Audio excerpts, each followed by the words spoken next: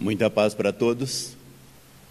Nós queremos inicialmente dizer da satisfação, da alegria em estarmos aqui neste reencontro, nesta casa, e cujo objetivo que vai nos movendo é o objetivo de, entrelaçados com os sentimentos afinados com Jesus, buscarmos uma aprendizagem que nos permita uma vida mais tranquila, mais serena, mais harmônica. O tema desta noite, nós estamos iniciando o capítulo 25 do Evangelho. O Evangelho que nós estamos estudando é o Evangelho segundo o Espiritismo. Muitos de nós ainda não conhecemos o Evangelho na sua íntegra. Ele é um estudo que Allan Kardec faz dos Evangelhos da Bíblia. Os Evangelhos, eles estão lá no início do Novo Testamento. Os evangelistas, Mateus, Marcos, Lucas e João, eles escrevem sobre Jesus. Jesus não escreveu nada. O que se pretende é compreender Jesus, é conhecer Jesus quando nós estamos estudando os evangelhos. E os evangelhos vieram para o Evangelho segundo o Espiritismo. Kardec trouxe, ele já faz alguns comentários e outros estão na nossa capacidade de interpretação. Nós de vez em quando esbarramos em algumas lições que são dificílimas. Não são lições fáceis, as lições do Evangelho não, são lições dificílimas. Elas estão requerendo de nós, não é só aquele momento de reflexão, em silêncio, não. Requer mesmo que nós coloquemos a nossa cabeça para funcionar, que nós não tenhamos dificuldades em abri-la para entender muitas coisas. Um exemplo, na segunda-feira nós tivemos a chance de comentar isso. Os evangelhos, eles foram escritos lá na época, pouquinho depois de Jesus. O Mateus escreveu no ano 65. Se Jesus retornou à vida espiritual no ano 33, foram 33 anos, 35 anos no máximo após. O João, que é o último evangelista, ele escreveu já depois do ano 90. E quando ele viveu com Jesus, ele ainda era um garoto muito jovem, ainda não tinha uma formação adulta. E ele só foi escrever isso 60 e tantos anos após. Nós estamos dizendo isso para criar dúvidas, é para que nós fiquemos pensando assim, então os evangelhos que falam sobre a vida de Jesus, que relatam o que Jesus fez, eles não são verdadeiros? Ao contrário.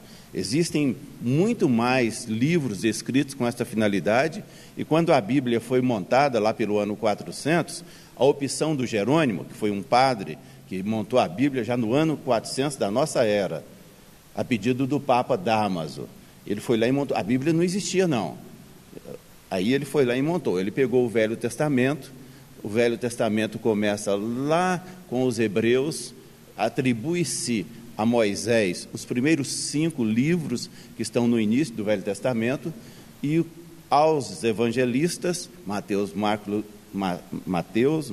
Lucas e João, os 4 evangelhos que estão logo no começo do Novo Testamento.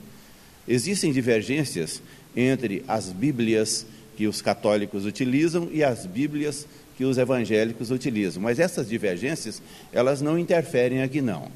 Por que nós estamos fazendo esses esclarecimentos?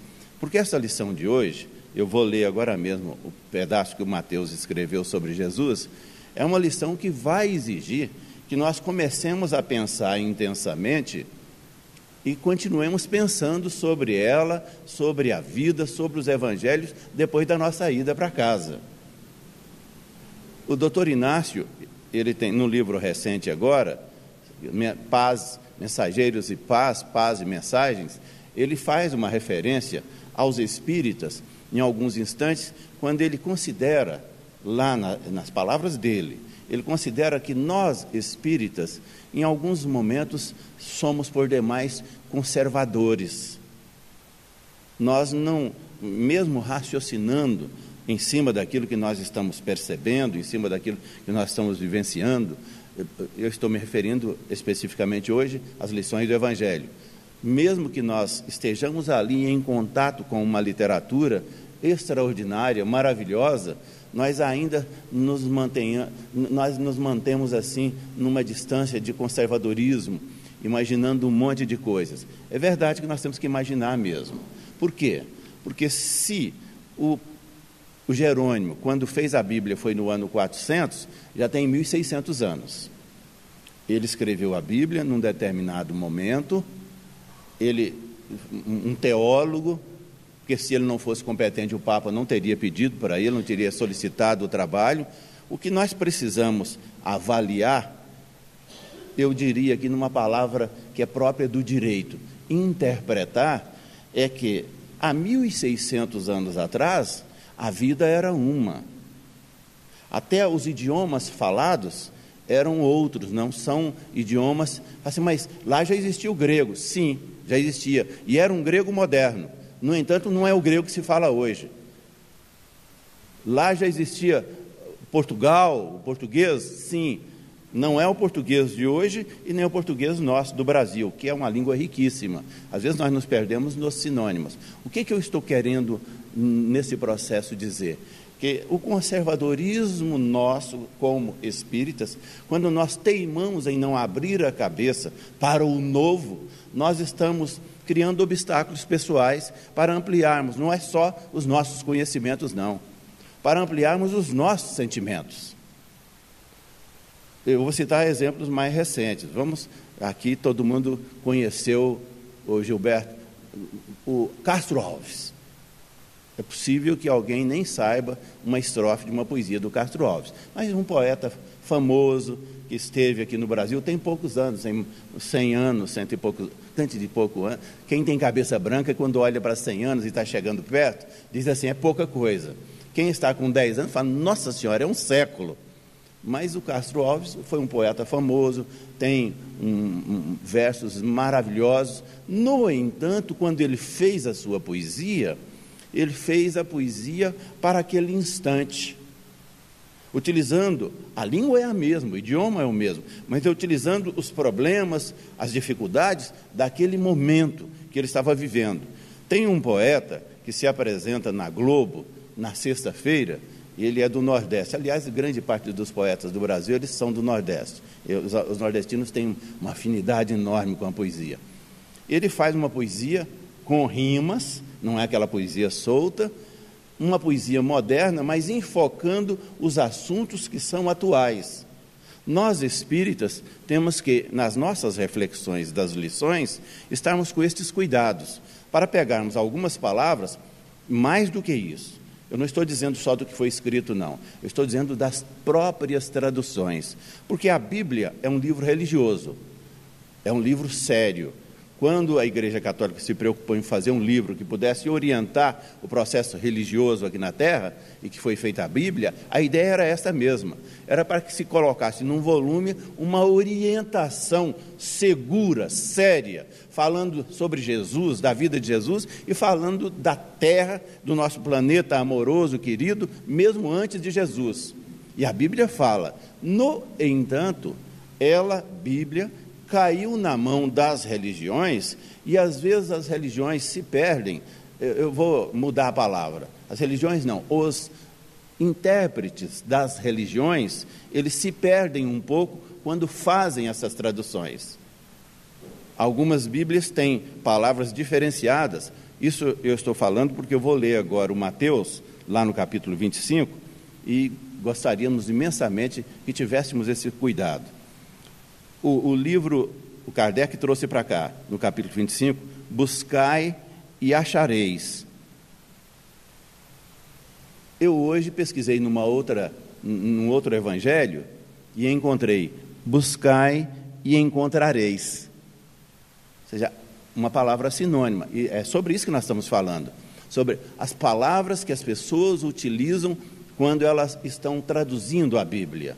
Muitos de nós diríamos, é só uma palavra sinônima, não representa nada, representa um pouco, porque entre encontrar e achar tem uma diferença. Tem uma poesia, hoje eu estou chegado nas poesias, tem uma poesia do Camões, que ele diz assim, viver é preciso, navegar não é preciso. Aliás, ele diz o contrário, eu estou invertendo, porque o meu interesse é na inversão. Ele, quando ele escreve assim, viver não é preciso, navegar é preciso. Por que ele faz essa poesia lá na época das conquistas dos portugueses? Porque ele está dizendo que os portugueses eram grandes conquistadores e que eles eram conquistadores porque eles sabiam muito bem navegar. E quando ele utiliza viver não é preciso, ele está usando a palavra preciso em que sentido? Porque se hoje nós formos pegar o Camões para analisar a expressão da poesia dele, nós diríamos assim, viver é preciso. Mas utilizaríamos a palavra preciso não no sentido de necessidade, não. Nós utilizaríamos a palavra no sentido de exatidão. Viver é preciso. As leis que regem a vida são precisas, elas não se alteram. Lei de causa e efeito, de ação e de reação. Mas o Camões utilizou a palavra preciso, e é língua portuguesa, num outro sentido. Viajar é preciso, navegar é preciso. É porque os portugueses eram competentíssimos nas navegações. No entanto, hoje, no século XXI, no ano de 2017, navegar não é preciso. Esses dias agora, tem 10 dias, um navio que não tem tamanho, tem 2 quilômetros de tamanho, topou com outro navio que tem quase o mesmo tamanho. Então não houve precisão, porque eles toparam. E com toda a aparelhagem sofisticada que eles têm, houve igual batida de carro. Os carros são menores e são mais velozes. O que nós estamos querendo comentar é o significado das palavras nas nossas reflexões do Evangelho, ou dos Evangelhos, se quiserem, se forem lá na Bíblia, são os Evangelhos de Mateus, Marcos, Lucas e João. O Papa, quando pediu o Jerônimo, ele só pediu o Jerônimo porque o Jerônimo era teólogo, era competentíssimo, era um padre dedicadíssimo. Porque só de evangelhos escritos tinha mais de 80. Mais de 80. E ele teve um trabalho enorme para escolher dos 80, ou dos quase 80, os 4. E assim mesmo, os 4 que ele escolheu são repetitivos. Então, é necessário que nós, espíritas, nesses momentos de literatura, nós consigamos fazer um processo de interpretação. Eu utilizei como uma analogia o direito. O legislador, quando faz uma lei, ele faz com base nos fatos que já estão ocorrendo na sociedade. Quando ele escreve a lei, que ele redige um anteprojeto e começa a discutir, vêm aquelas pessoas que são as pessoas técnicas da área, lá do Congresso Nacional, se começar na Câmara, se começar no Senado, eu estou falando de uma lei federal, e eles vão lá e pegam o pensamento do legislador e começam a rebuscar com palavras que são dos técnicos. Eles não são legisladores, são técnicos, competentíssimos. Eles estão fazendo isso e fazem isso para evitar erro na lei. Quando a lei vai para a votação, vêm as opiniões dos plenários, de 513 deputados, de 80 e tantos senadores, e essas opiniões acabam, em alguns momentos, colocando pontos na lei. Ou seja, quando a lei sai e vai publicada e entra em vigor, em alguns momentos, o espírito do legislador, aquilo que ele desejava, não está mais na lei. É sobre isso que nós estamos conversando.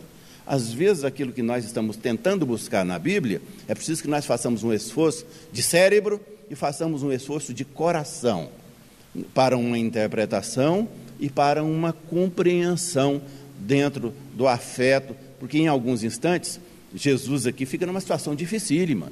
Tem uma passagem da Bíblia que diz assim, que Jesus estava falando na beira de um lago para uma multidão, aí chega alguém, bate no ombro dele e fala assim, mestre, está aí junto da multidão a sua mãe e os seus irmãos. Isso é só um exemplo. Aí diz que ele vira para o interlocutor e diz assim, quem é minha mãe? Quem são meus irmãos? Como se naquele ato ele estivesse renegando a sua mãe e os seus irmãos. Isso não ocorre nunca quando nós compreendemos Jesus. É o caso de hoje, da lição de hoje, assim, buscar e achareis. E a de hoje não é muito confusa, não. A de hoje ela é razoável. Ela não exige que nós, no nosso processo de compreensão, até aprofundemos muito, não.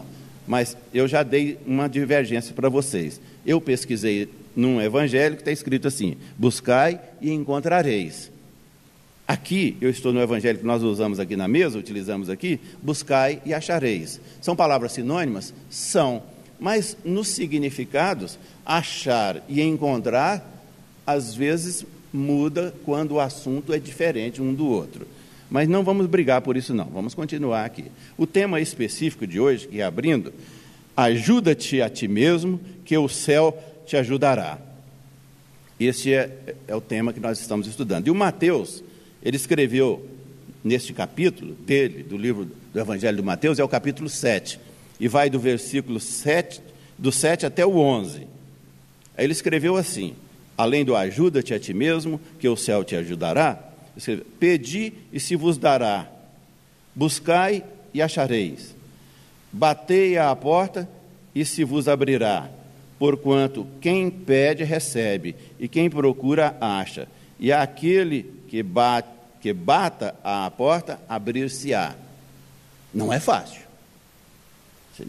Se nós estivermos apressados para estudar o Mateus e pegarmos isso aí e fazermos uma leitura rápida, como eu fiz agora, eu imagino que ninguém compreendeu nada, porque é dificílimo. É sobre isso que nós estamos desde o início da conversa dizendo, olha, tenhamos o máximo de cuidado, porque nós não estamos estudando a vida de qualquer um, nós estamos estudando a vida de Jesus. Jesus é um espírito crístico desde quando a terra começou a ser planejada. Não é desde quando ela existe, não. Desde quando Deus começou a planejar a terra, Jesus já ficou encarregado de ser o administrador da terra, de ser o chefe na terra, de ser o patrono da terra, de ser o espírito mais elevado, amorosamente indicado por Deus para que cuidasse da terra. Então, quando eu leio essas coisas rápidas aqui, fica difícil. Eu vou ler mais ainda. Aí o evangelista escreve assim: qual homem dentre vós... Em algumas traduções, o tradutor já eliminou a palavra homem aqui. Ele já diz assim, qual ser humano? E se nós modernamente quisermos compreender melhor, é ser humano mesmo. Não temos que fazer a distinção entre o homem e a mulher. Então, neste evangelho está escrito assim, qual o homem dentre vós que dá uma pedra ao filho que ele pede pão? É uma pergunta. Ou se pedir um peixe, dar-lhe-á uma serpente.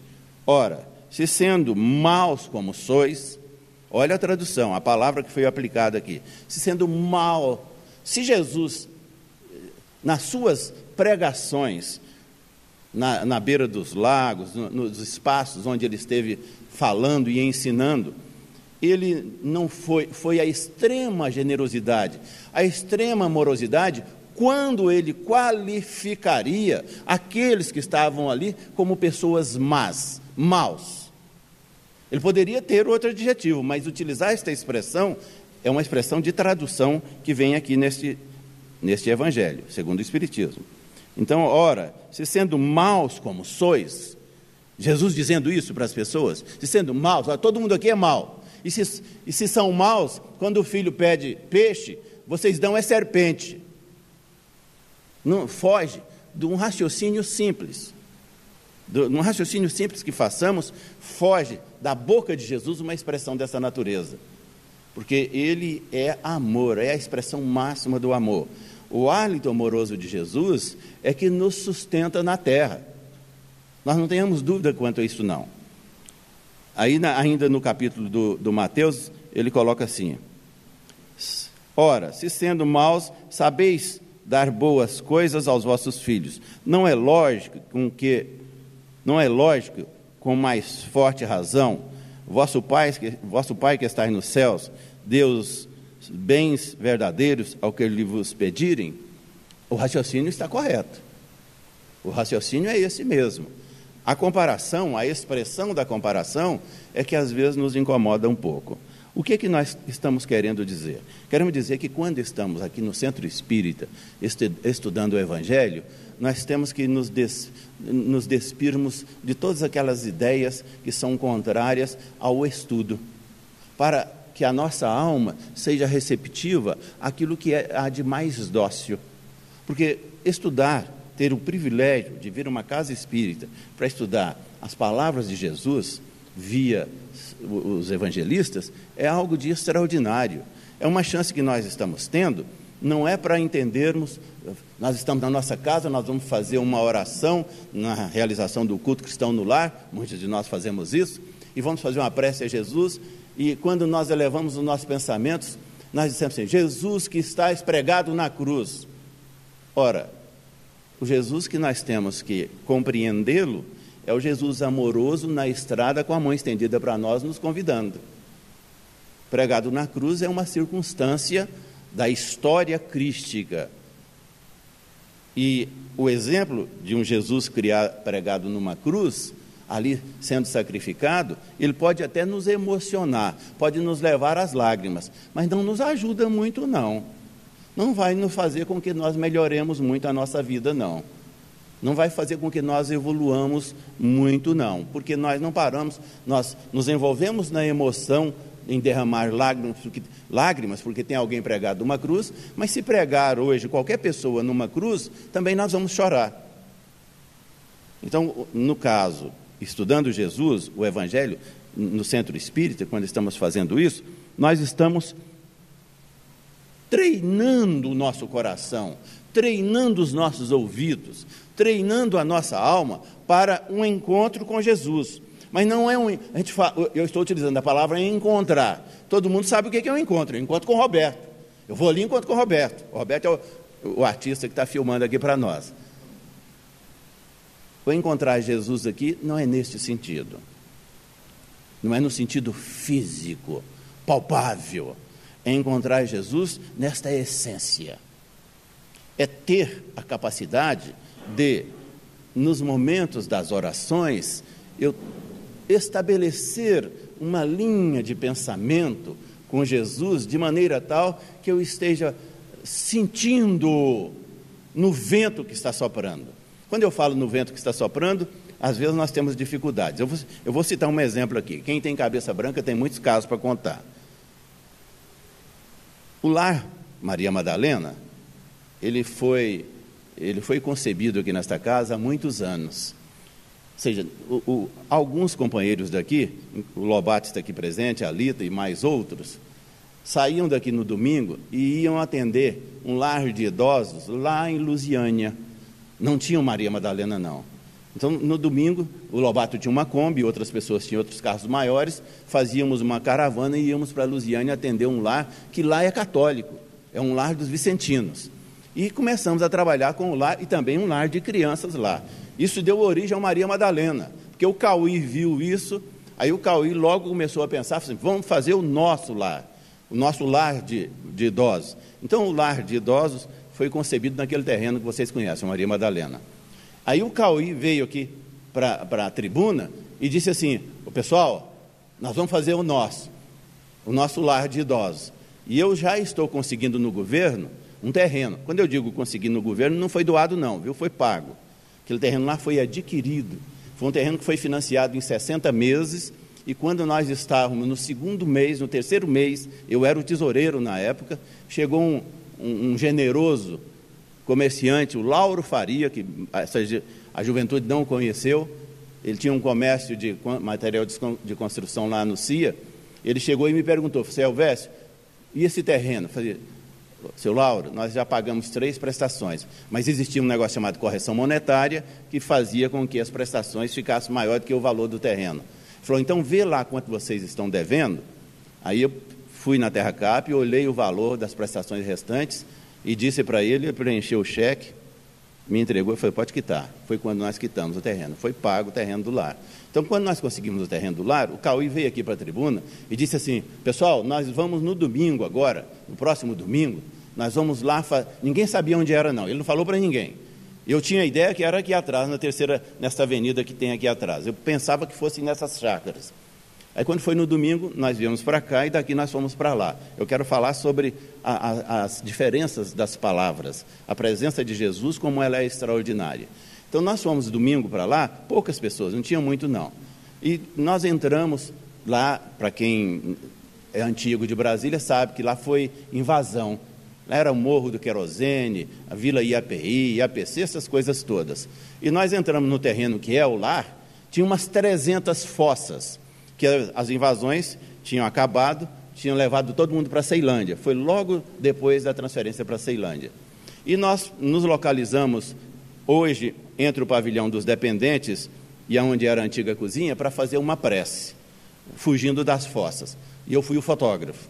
Aí, na hora que nós começamos a fazer a nossa oração, naquele momento que o Cauí começou a falar, o vento mudou, literalmente. Ou seja, começou uma brisa especialíssima. Por quê? Por quê? A presença de Jesus, a presença dos Espíritos amigos, ali naquele ambiente, fazendo com que pudéssemos pensar num trabalho digno, que seria o lar. Então, nós estamos discutindo o Evangelho, é para compreendermos Jesus. Nós não estamos adquirindo uma cultura para ir para uma rádio, para ir para uma emissora e discutirmos as lições que envolvem Jesus. Nós estamos treinando a nossa alma para compreendê-lo, para saber, para entendê-lo na intensidade do seu amor. Para quando nós pegarmos o Evangelho para estudar e vermos assim, e nos depararmos com estas citações, que às vezes são citações que ficaram na mão do tradutor, que o tradutor fez do jeito que... Eu estou exagerando dizendo isso. Normalmente os tradutores são cuidadosos, eles têm muita gente olhando, fiscalizando. Mas quando alguém tem um interesse, e aí eu diria, as religiões, elas pegaram a Bíblia e manipularam a Bíblia, sim. E em alguns momentos as mensagens, as pessoas utilizam palavras sinônimas, mas quando nós vamos refletir, o valor da palavra é diferenciado. Eu citei a palavra precisão e exatidão, ou seja, viver não é preciso, ou viver é preciso.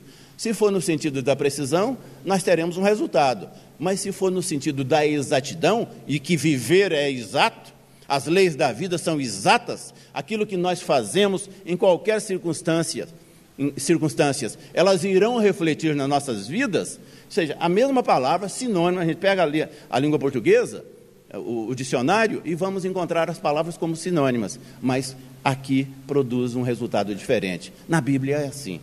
Nos evangelhos também existem essas dificuldades. Então nós estamos dizendo, como espíritas, conversando entre espíritas, para dizermos assim, vamos pegar uma mensagem, mas vamos ser criteriosos, cuidadosos. Não é uma questão de aquisição de cultura para que nós façamos discussões em praça pública, não. É uma questão de podermos entender com a alma, com o coração, aquilo que está sendo dito para nós. Continuando aqui. É importante este avanço, que nós entendamos Jesus nos evangelhos, nas lições? Sim, importantíssimo. Querem ver um exemplo aqui? Com Jesus, quando eu estou dizendo com Jesus, com a compreensão enlarguecida sobre Jesus, compreendendo o seu amor sublime para com a humanidade, para com cada um de nós. Então, com Jesus não há rancor que se sustente. Olha, de sã consciência, se nós estamos falando que Jesus é o mestre dos mestres, que é o amor de Deus presente em nossas vidas, e que nós já estamos com a competência de entendê-lo, mesmo que minimamente, por que é que ainda terei na minha alma rancor? Por que é que ainda serei rancoroso para aquele que convive comigo? Com Jesus na vida, na alma, não tem rancor que aguente. Não fica. Precisamos ir além para dizer sobre... Não, claro que não. Pois se rancor se contrapõe à expressão amorosa, à expressão do afeto, rancor é exatamente o contrário. Ora, se eu tenho Jesus na minha vida, não cabe o rancor. Se eu tenho Jesus na minha vida, não há angústia que se instale. Por que é que nós nos angustiamos?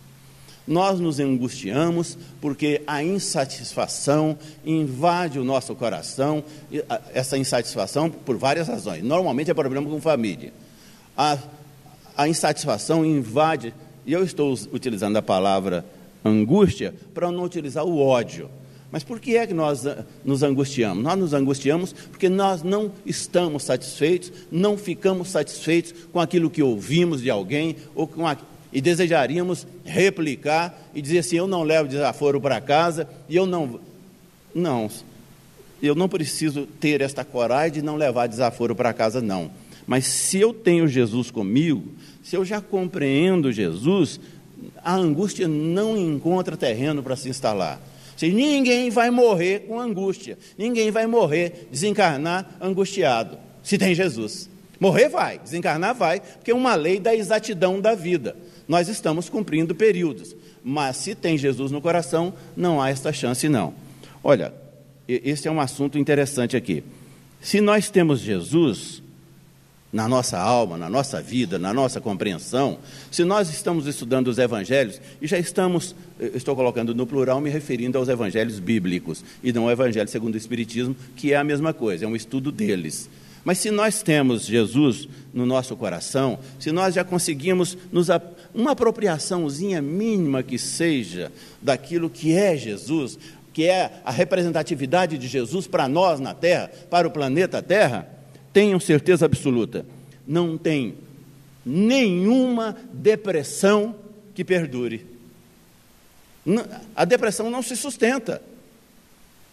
Quem tem Jesus, quem vive Jesus, quem respira Jesus, quando eu digo respira, eu citei o exemplo lá do lar, um cerrado brabo, não tinha ninguém mais, cercado de fossas, uma simples oração fez com que um ambiente se alterasse, assim como se altera aqui na casa.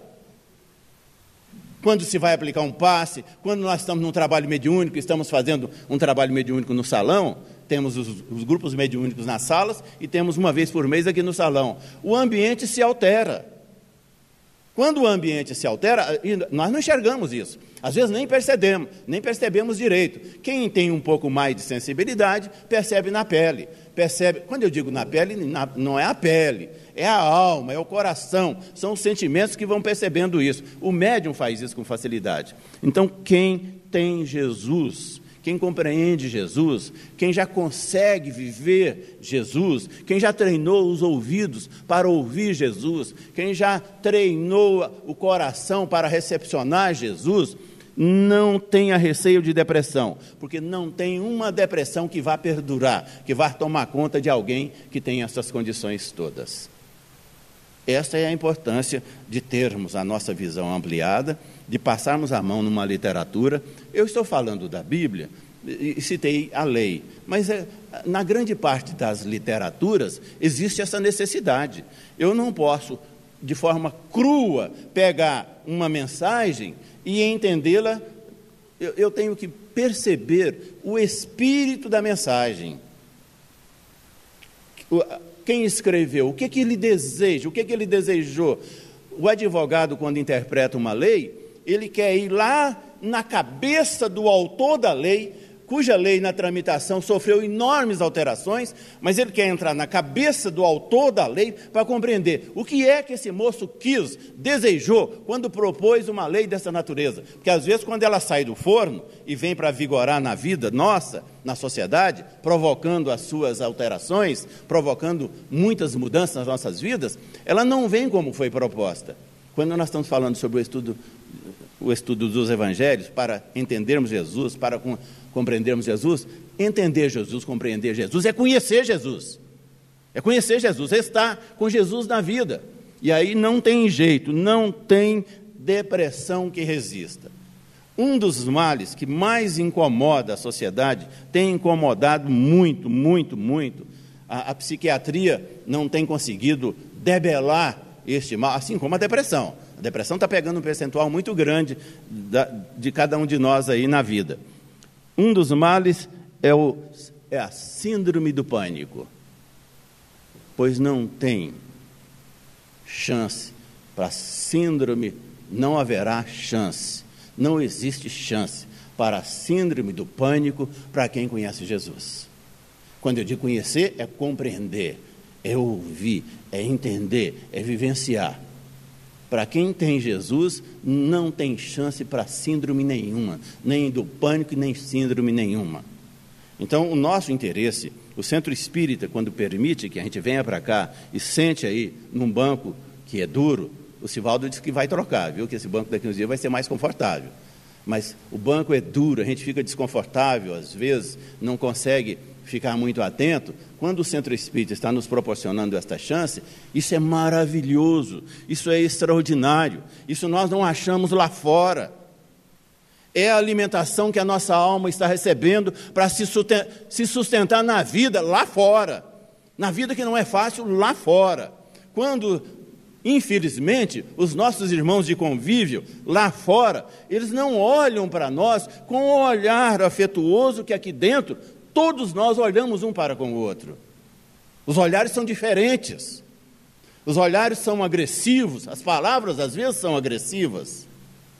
Então é um privilégio, é um nirvana poder vir e num centro espírita, num banco duro, estudar Jesus, compreender Jesus, recepcionar Jesus na alma. Porque estudar só por estudar também não adianta não. Nós não precisamos de uma cultura crística, nós precisamos do exemplo de Jesus para vivenciarmos os sentimentos catados, buscados, encontrados no seu exemplo, nas suas palavras, nas suas lições.